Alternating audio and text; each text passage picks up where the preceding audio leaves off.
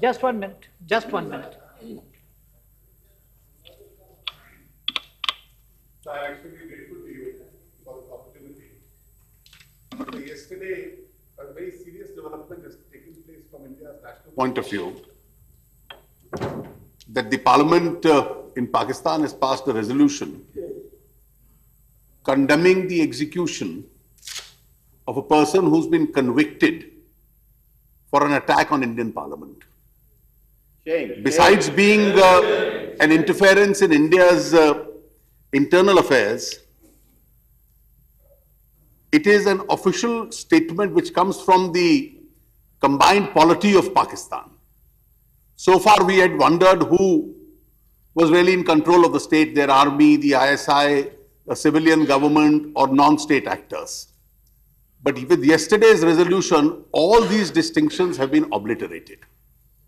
It's an official stamp of approval on one of the worst terrorist attacks that took place in India.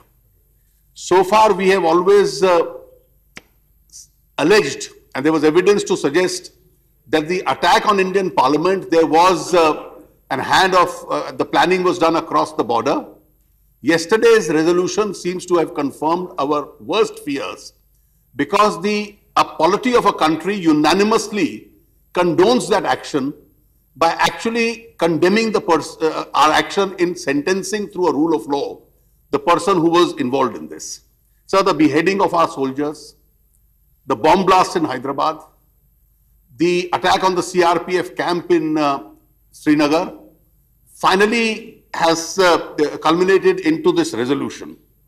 And this clearly now shows what the intention of Pakistan in this matter seems to be.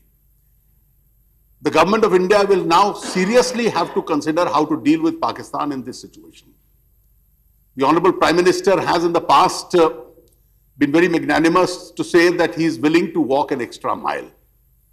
After a series of these provocations, we would like to urge him that forget a mile, he should now forget walking even an extra yard.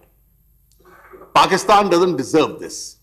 And as long as this resolution remains, the question of a continued dialogue with Pakistan, which is approving, showing sympathy for terrorist attacks in India, I think we should seriously forget discussing any serious issue with them through a structured dialogue. And therefore, Pakistan will now have to walk an extra 2 miles rather than our Prime Minister wanting to walk an extra mile. If we are wanting to normalize relations with these kind of resolutions, normalizations of relations itself will not be possible. So this comes in the backdrop of a serious situation which our country is facing. Whether it is Male or it's Rome or it's Islamabad, I think we seriously need to discuss our foreign policy and where it is leading us, because if India can be kicked around in this manner internationally, then there is something seriously wrong on in the manner in which we are managing our external affairs. So I would urge you to kindly fix a date so that the Honorable Prime Minister and the External Affairs Minister are here, they make a statement, and this House gets to discuss this issue at length.